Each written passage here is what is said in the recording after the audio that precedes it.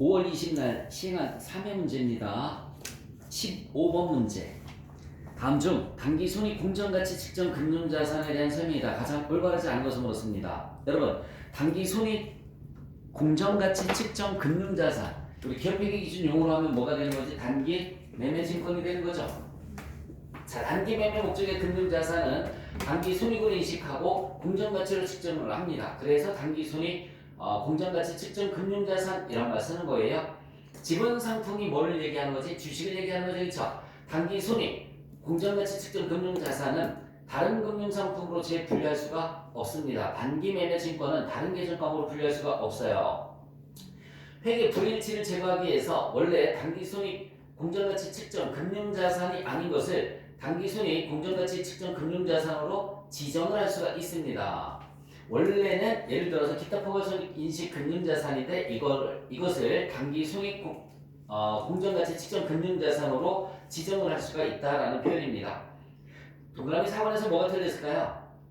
거래원가는 취득원가에 가산하는 게 아니라 단기 손익으로 처리한다. 분계를 불러드릴게요. 받아 적어보세요. 분계를 불러드리면 차분의 단기 매매 증권, 차분의 단기 매매 증권 만원, 차분의 단기 매매 증권 만원, 밑에 수수료 비용 1,000원, 수수료 비용 1,000원, 대변에 현금 11,000원 이렇게 대변에 현금 11,000원. 그래서 거래원가가 수수료를 얘기를 하는 거고요. 수수료는 취득원가에 가산하는 게 아니라 단기 비용, 단기 손익으로 처리를 합니다. 분계 하나만 더 불러줄까요? 분계 하나만 더 불러주면은 매도 가능 증권 11,000원, 매도 가능 증권 11,000원, 대변에 현금 11,000원. 매도 가능 증권은 취득 원가에 가산해서 측정을 하죠. 그렇죠? 매도 가능 증권을 다른 말로 뭐라고 할까? 기타 포괄 손익 공정가치 측정 금융자산. 다시 한번 기타 포괄 손익 공정가치 측정 금융자산은 취득 원가에 가산을 한다. 또 취득 원가에 가산하는 게 또 하나 있습니다. 불러줄 테니까 받아 적어보세요. 하나만 더. 만기 보유 증권 11,000원, 만기 보유 증권 11,000원, 만기 보유 증권 11,000원, 대변에 현금 11,000원. 만기 보유 증권도 취득원가에 가산했죠. 만기 보유 증권을 IFRS 용어로 하면 뭐가 될까요? 상각후원가 측정 금융자산, 상각후원가 측정 금융자산이라는 표현을 씁니다. 올바르지 않은 것은 4번이었습니다. 16번 문제를 보시면, 자, 주식회사 3일은 1월 1일에 다음과 같은 조건의 상각후원가 측정 금융자산, 만기보유 증권이죠. 공정가치로 취득하였다고 나와 있습니다. 주식회사 3일의 재무상태표상 상각후원가 측정 금융자산의 2001년도 말 1월 1일의 금액이 아니라 12월 31일에 잔고 금액을 물어져 있죠. 자, 이거를 이렇게 하나, 둘, 셋. 액면 금액이 얼마라고 나와 있어요? 20만, 3년 만기는 몇 년이죠? 2년입니다. 만기가 2년. 액면 금액은 20만원 나와 있어요. 곱하기 뭐를 해주라고 그랬지? 현가를 해주시면 된다고 그랬어요. 곱하기 현가. 현가가 얼마라고 나와 있을까? 2년의 현가 0.85734, 0.85734 곱해보세요. 얼마 나오나? 그러면 20만원의 현재 가치가 계산이 될 거야. 20만원의 현재 가치 0.85734 하면 얼마 나오지? 17만 1,400 68원 이렇게. 이자가 얘가 액면이고요. 액면이고 표시이자는 몇 퍼센트라고 나와 있을까? 액면이자율이 표시이자율이에요. 액면이자율이 표시이자율. 액면이자율 몇 퍼센트? 5% 나와 있죠. 20만원에 5%면 얼마지? 만원. 얘는 곱하기 뭐를 해주면 되는 거라고 그랬어요? 연금 현가. 자, 2년일 때 연금 현가는 얼마? 1.783265, 1.783265. 얘 계산하면 표시이자의 현재 가치는 얼마 나오는 거야? 17,832원. 더해주시면 얼마가 될까요? 더해주시면 189,300원이네. 그죠? 189,000 얼마? 300원. 자, 만약에 분계를 하지 않고 한다라고 하면은 이렇게 하면 돼요. 하나, 둘.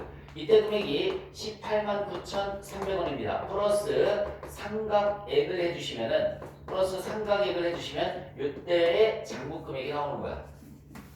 플러스 만약에 분개를 하지 않고 한다라고 하면 189,300원 플러스 뭐를 내주라고요? 상가액. 그 상가액은 어떻게 구해주시면 되냐면 자, 요거 곱하기 유효이자율, 요거 곱하기 유효, 즉 시장 이자율이 몇 퍼센트라고 나와 있나 보세요. 시장 이자율이 미음해 봤더니 1월 1일에 시장 이자율이 8%, 12월 31일에 시장 이자율은 9%라고 나와 있죠. 우리는 항상 발행 당시 시장 이자율 갖고 계산하시는 거예요. 발행 당시 시장 이자율. 1월 1일에 시장 이자율이 몇 퍼센트예요? 8%. 이렇게 곱해주시면은 얘가 이자 비용이 나옵니다. 빨리 계산해 보세요. 이자 비용.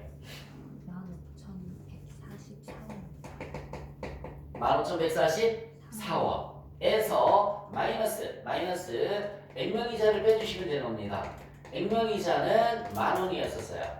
액면이자 요 표시 이자를 우리가 액면이자라고 하는 거야. 10,000원을 빼주시면 여기 봐.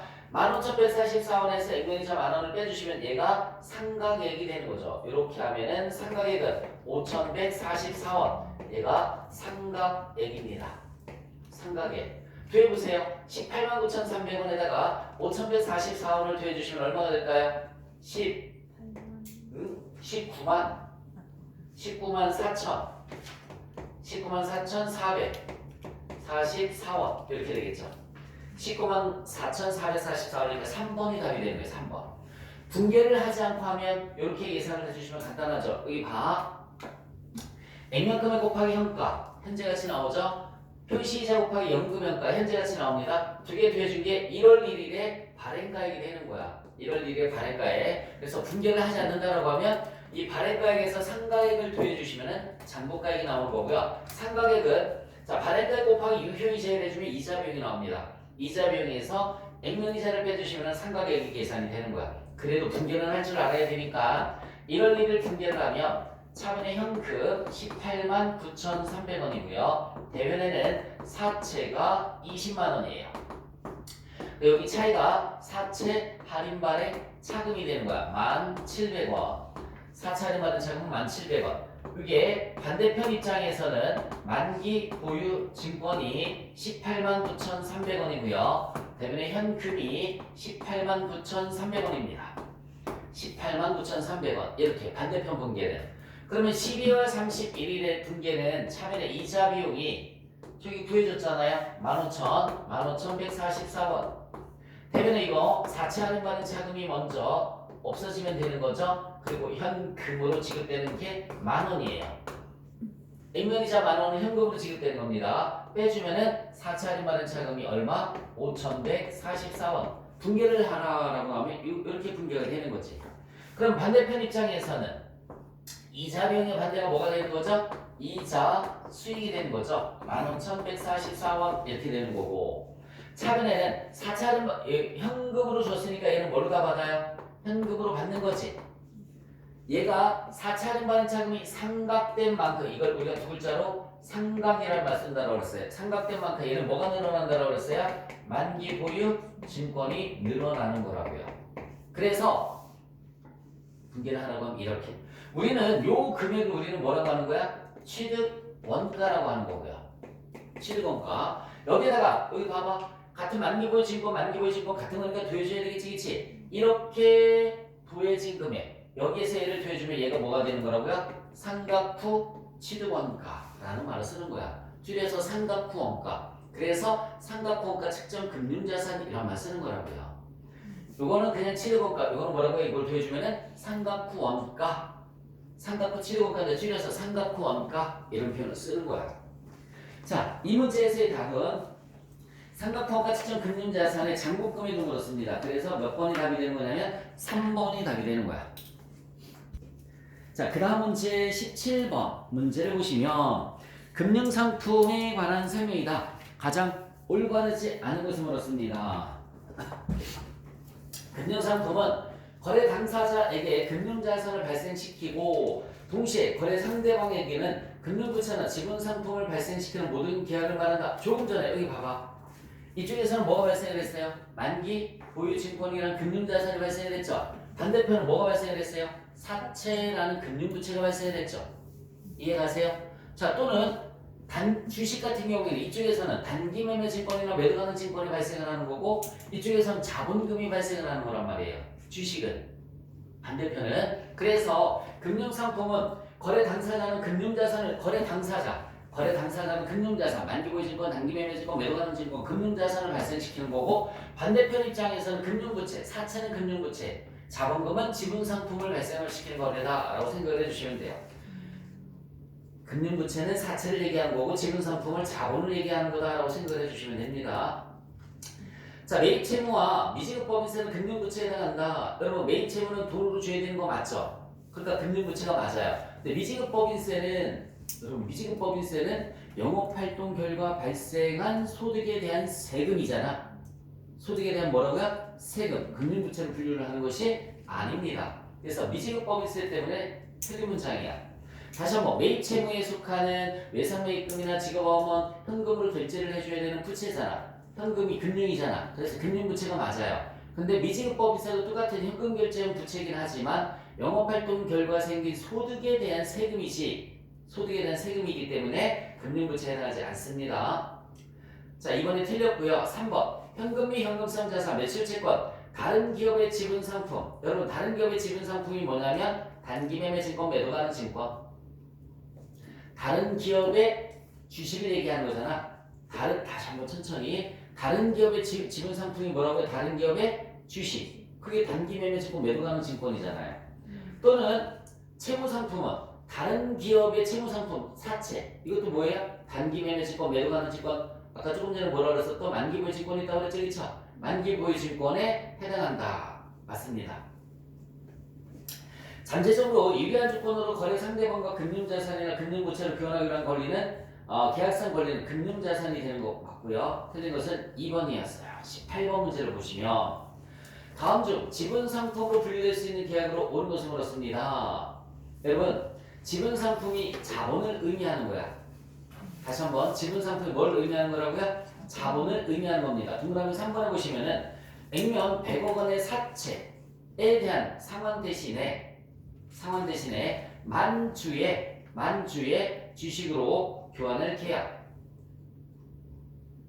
이게 지분상품이에요. 그러니까 액면 100억 원의 사채는 부채죠. 금융부채죠. 그 다음에 만주의 주식은 지분상품이죠. 그쵸? 둘 다 수량과 금액이 다 나와 있잖아요. 그치?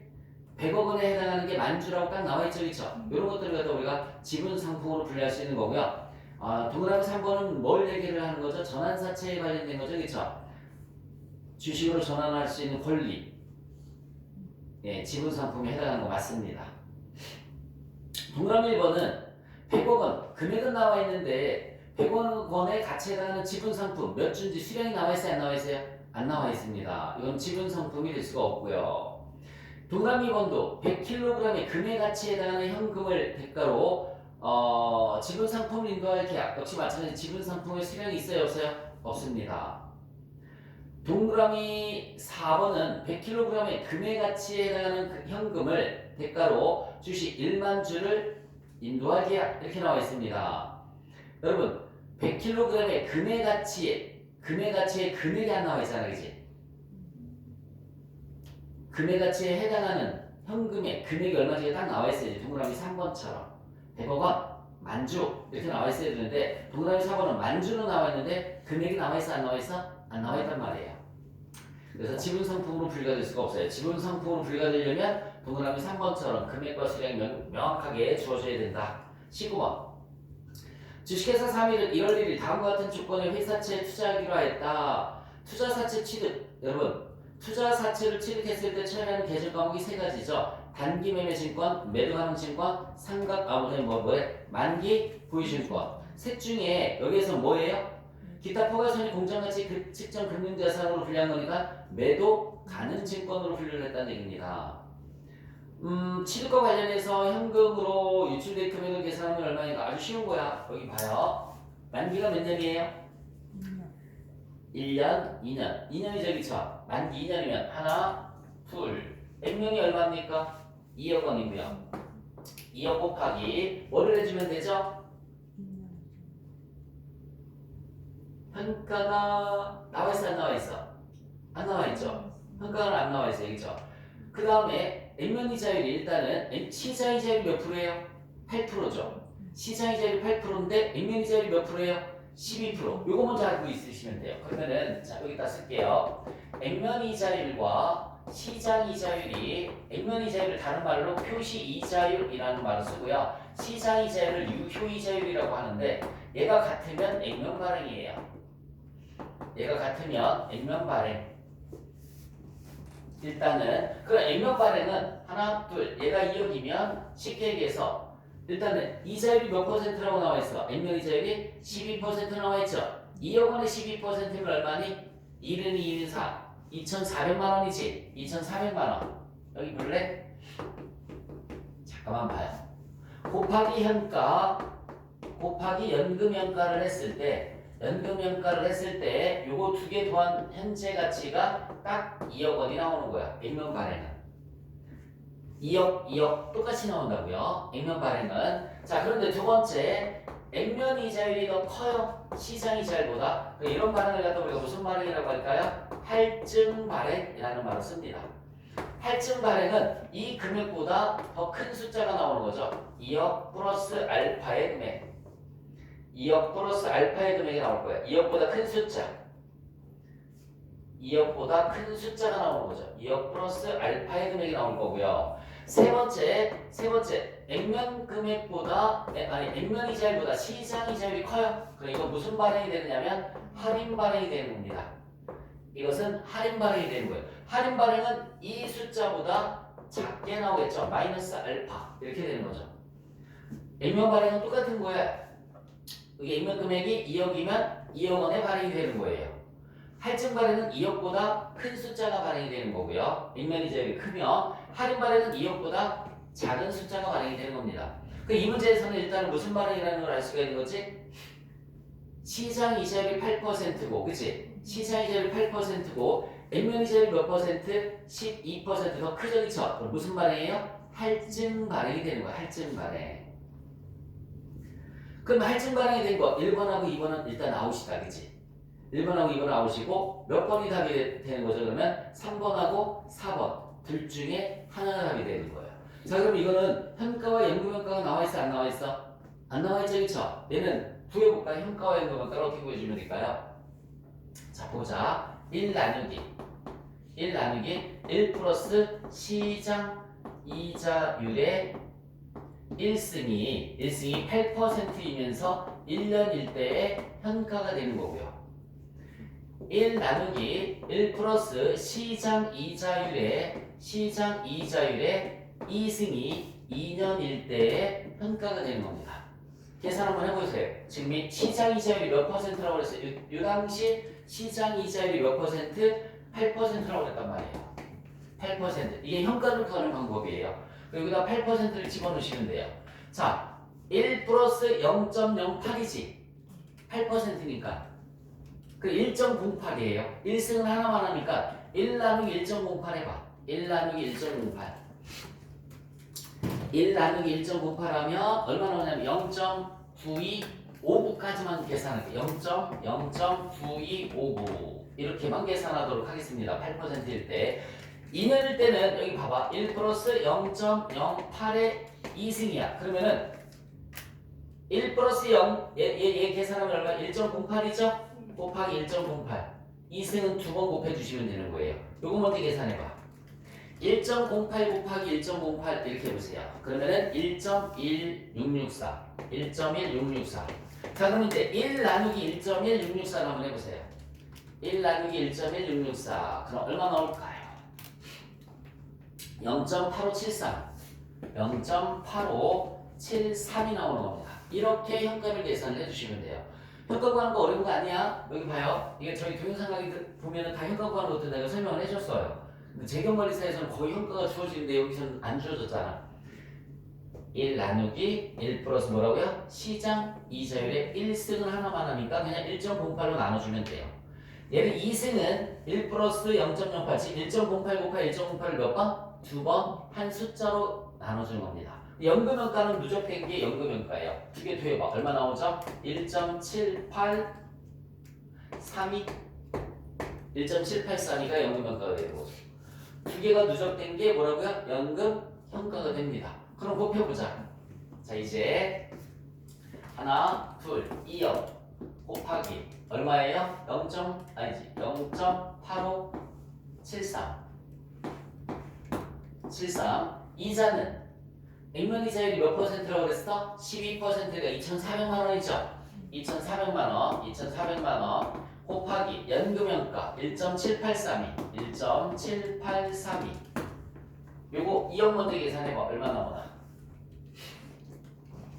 2억 곱하기 0.8573을 먼저 한번 해보자. 1억 7,146만 원입니다. 1억 7,146만 원. 2,400만 원 곱하기 연금연가 1.7832 한번 해보세요. 1.7832 4,200 796만 800원. 아? 4,279만 6,800원. 79만 6,800원. 6,800원. 두 개를 더해보세요. 두 개 더해주시면 얼마 나오나? 2억 400 25만 6,800원이 일단은 2억 1,425만 6,800원이지, 그치? 단기 매매 증권이었었으면 있잖아요. 끝수정률 때문에 그런 거야. 끝수정률 때문에 네, 3번이 답이 되겠죠. 그럼 단기 매매 증권이면 지금 연금연가를 계산할 때 여기 봐요. 현가 연금연가 계산할 때 내가 뒷자리를 생략을 해서 그런 거라고요. 근데 지금 뭘 물었어요? 매도 가능 증권을 물었지, 그치? 단기 매매 증권은 잠깐만 봐요. 단기 매매 증권이었었으면 214, 256, 800의 수수료 비용 이렇게 했을 거라고요. 수수료 비용이 뭐라고 나와 있어? 액면 금액이 0.5%래요. 여러분 2억에 0.5%면 얼마가 되는 거지? 100만 원이 되죠? 맞아? 2억에 0.5% 100만 원이잖아. 100만 원. 그여기다 100만 원 더해주시면은 100만 원 이렇게 가는 거잖아. 현금. 근데 매도 가능 증권은 포함해서 2로 얼마예요? 256, 800 대변에 현금 이렇게 가는 거지, 그치?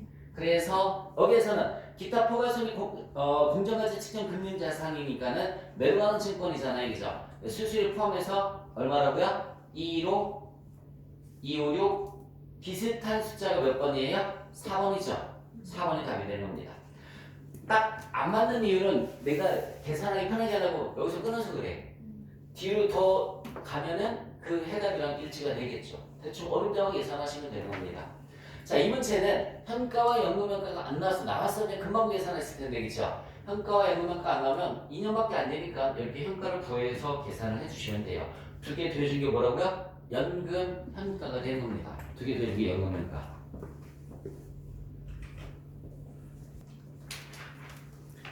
자, 이제 20번 문제를 보자. 이번 연도에 사업을 개시했다고 나와 있어요.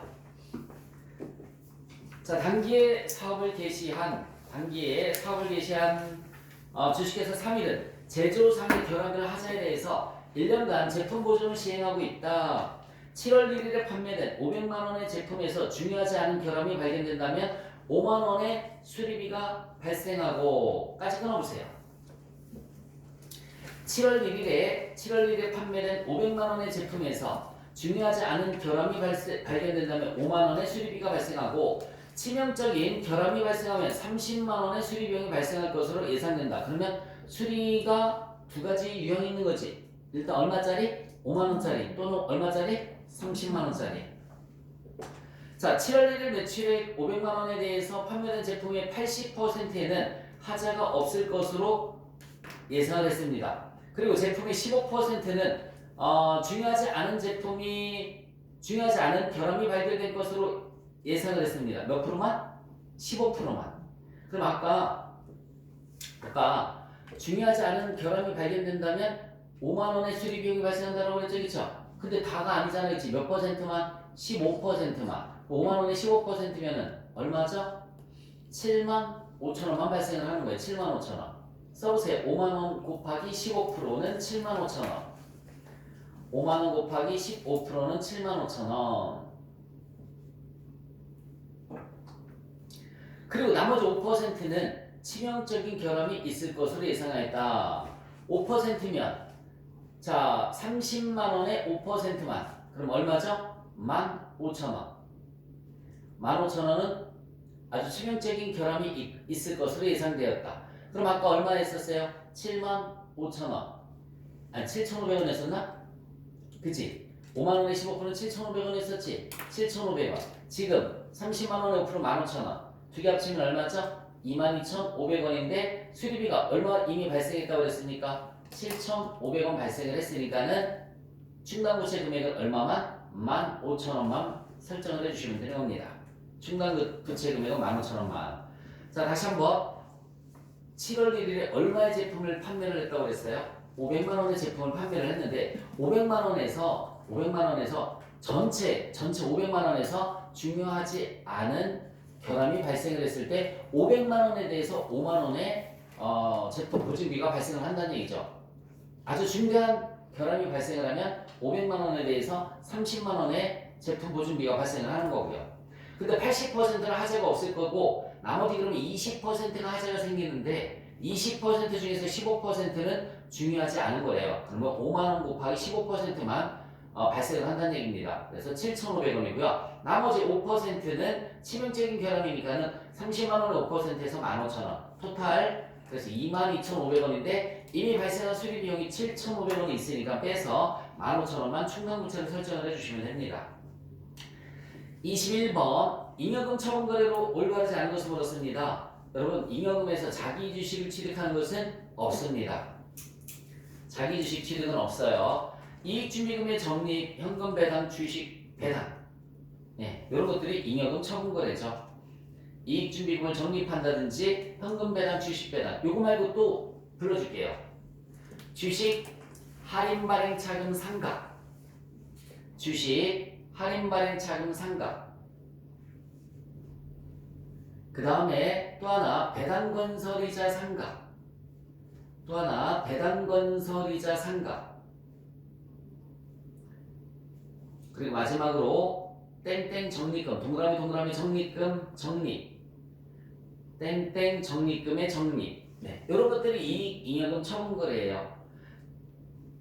억지로 암기할 필요는 없고요. 이익준비금의 적립 땡땡 적립금의 적립 다 적립하는 거지. 그러니까 암기 안 해도 돼. 그 다음에 이익잉여금에서 배당금 주는 거지. 맞아요? 이익잉여금이 있어야지 배당금 주는 거니까 현금 배당, 주식 배당도 암기 안 해도 되겠지. 그 두 개만 더 암기하면 되는 거라고요. 주식 할인 발행 차금 상각 그 다음에 뭐라고요? 배당 건설 이자 상각 이익 잉여금 처분 항목입니다. 자 22번 기타 포괄손익 의계액을 계산하면 얼마인가? 자 보통주 자본금은 자본금일 뿐이고요. 주식 발행 초과금은 뭐지? 자본 잉여금이죠. 해외 사업 환산이익 기타 포괄손익 확정급여 제도에서 재측정 요소 기타 포괄손익이고요. 유형자산 재평가 잉여금도 역시 마찬가지 유형자산이니까 재평가 잉여금 기타 포괄손익이라고 배웠어요. 다 더해주시면 950만원 3번이 답이 되는 겁니다. 950만원